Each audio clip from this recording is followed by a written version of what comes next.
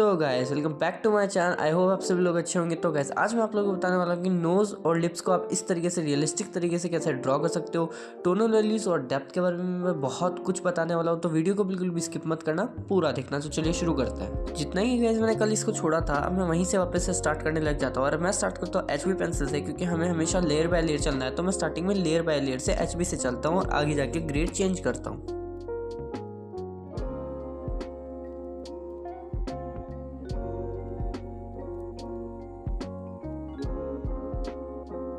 अब गैस मुझे नोज का डार्क पार्ट ड्रॉ करना था, तो मैं ले लेता हूँ मैकेनिकल पेंसिल सकुरा की, जिसके अंदर थी 4B की पेंटल वाली लेड, जो कि डार्क होती है 4B जैसी और फाइन वर्क्स देती है। नोज छोटा है ना, इसलिए।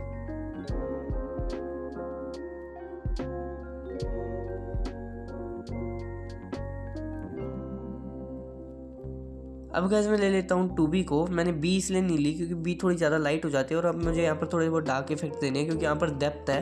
तो इसलिए मैंने ली 2B एंड 2B से मैं एकदम लाइटली शेड करने लग जाता हूँ। मैंने पिछली वीडियो में बोला था कि आपको पेंसिल को पीछे से पकड़ना है, एकदम लाइटली शेड करना है, हल्के हल्के हाथ से। प्रेशर का यूज़ बिल्कुल भी नहीं करना, वरना पेपर के टिश्यू को आप लोग ख़राब कर दोगे।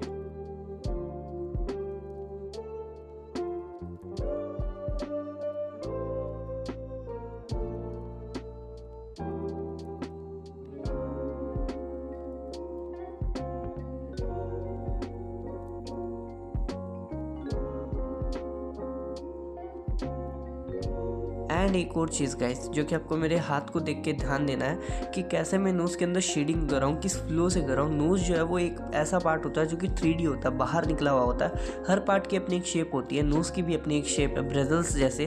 तो वो जो है वो बाहर निकला हुआ है, जिसको बाहर दिखाने के लिए हमें टोनल वैल्यूज़ और डेप्थ का ध्यान रखना होगा। और उसके लिए हमें नीचे वाला जो पार्ट है नोज़ का, उसको डार्क करना होगा, उस पर टोनल वैल्यूज़ और डेप्थ को ऐड करना होगा, ताकि वो जो है 3D लगे।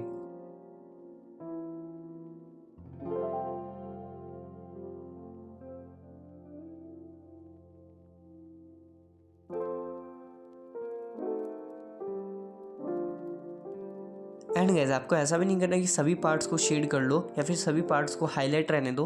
आपको अपनी ड्राइंग में ऑब्जर्व करना है कि जहाँ पर एकदम वाइट एरियाज है उसको नेचुरल हाईलाइट कहता है, तो उसको आपको शेड नहीं करना, उसको वैसे ही रहने देना है। जैसे कि नोज़ जहाँ पर फूलता है, जहाँ पर नोस्ट्रिल्स होते हैं, उसके पास में देखना कि मैंने जो है लाइट एरिया को शेड नहीं किया, लाइट ही रहने दिया है, क्योंकि वो नेचुरल लाइट है, इसलिए उसको शेड नहीं करना है, वरना बाद में जब हम इरेज करेंगे तो वो हाईलाइट अच्छा नहीं दिखेगा।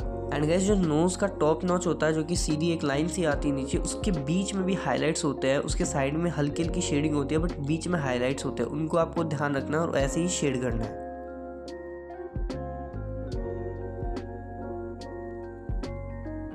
एंड हाँ, भले ही आप डार्क एरियाज में भी हो, लेकिन प्रेशर का अप्लाई नहीं करना। पेंसिल को आगे से पकड़ो, लेकिन लाइटली ही शेड करो, क्योंकि पेंसिल को आगे से पकड़ने से जो इफेक्ट है वो बढ़ जाता है, लेकिन आपको हमेशा शेडिंग एकदम लाइटली करनी है।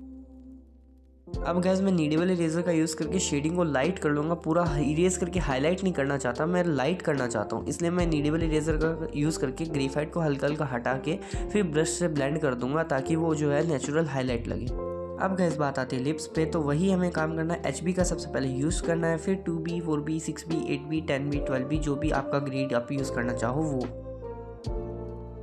एंड एक और चीज़ का ध्यान रखना, जहाँ पर लिप्स बंद होते हैं तो उधर एक लाइन क्रिएट होती है, वो पूरी डार्क नहीं होती है, वहाँ पर सॉफ्ट एजेस होती है। वो लाइन एकदम डार्क नहीं होती है। एकदम डार्क जब होगी जब फोटो के अंदर शेडो होगी। इसमें शेडो नहीं है मेरे रेफरेंस में, तो वो डार्क नहीं है, तो मैं उसको शेड करके इसको डार्क कर रहा हूँ, डायरेक्ट प्रेशर का अप्लाई नहीं कर रहा।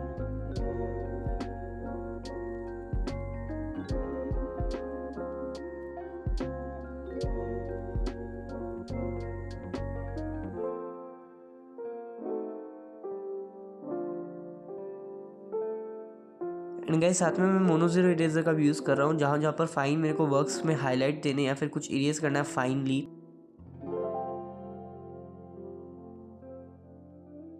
एंड गाइस आप किसी भी रेफरेंस में या फिर किसी की भी फेस में ऑब्जर्व करना, लिप्स का जो ऊपर वाला पार्ट होता है वो हमेशा डार्क होता है नीचे वाले पार्ट के मुकाबले, क्योंकि नीचे वाला पार्ट राउंड होता है, तो उसके बीच में हाईलाइट होते हैं। ऊपर से डार्क होता है, नीचे से डार्क होता है, बीच में नीचे वाले पार्ट में हाईलाइट होते हैं। बट जो लिप्स के कट के ऊपर वाला पार्ट है, जो ऊपर साइड वाला है, अपर साइड वाला है, मुस्टैचे के जस्ट नीचे, वो हमेशा डार्क ही रहता है।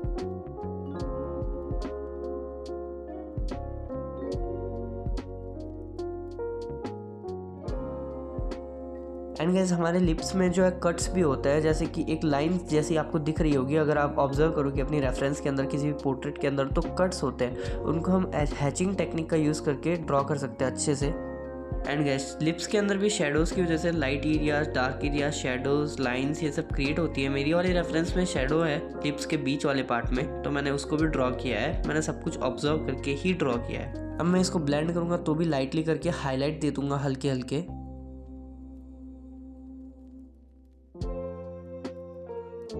एंड गाइस आप एक चीज़ ऑब्जर्व करना, लिप्स के अंदर सॉफ्ट एजेस होते हैं, जो बॉर्डर्स होते हैं ना, बिगिनर्स जो करते हैं वो बॉर्डर्स को एकदम डार्क कर देते हैं, लेकिन मैं बॉर्डर्स को बिल्कुल भी डार्क नहीं करता। लिप्स के हो चाहे नोज़ के, बॉर्डर्स कभी भी डार्क नहीं होती, वो सॉफ्ट एजेस होती है, वो एज होती है, तीखापन जो है वो सॉफ्ट होता है, ब्लरी ब्लरी सा होता है, एकदम डार्क लाइन्स नहीं होती बॉर्डर्स के अंदर। एग्जाम्पल के लिए अब इसमें आप लिप्स को देख सकते हो कि नीचे से जो है मैंने एकदम सीधी लाइन नहीं खींची, एकदम डार्कनेस नहीं किया, उधर मैंने शेडिंग की है जो बॉर्डर्स है, इसलिए जो लिप्स है उनका जो टोन है मतलब सेम डार्कनेस है, बॉर्डर्स ज़्यादा डार्क भी नहीं और ज़्यादा लाइट भी नहीं है। बिगनर्स यही गलतियां किया करते हैं, कुछ छोटी मोटी गलतियां जिनको आपको ध्यान रखना है, जो कि बहुत मेजर गलतियां होती है, लेकिन वो अपने ड्राइंग्स के अंदर बहुत अच्छा इफेक्ट लेके आती है। इसलिए आपको गलतियां कम से कम करनी है, ऑब्जर्व ज़्यादा से ज़्यादा करना है। यहाँ पर जो है सॉफ्ट एजेस, हार्ड एजेस को आपको समझना होगा कॉन्सेप्ट को।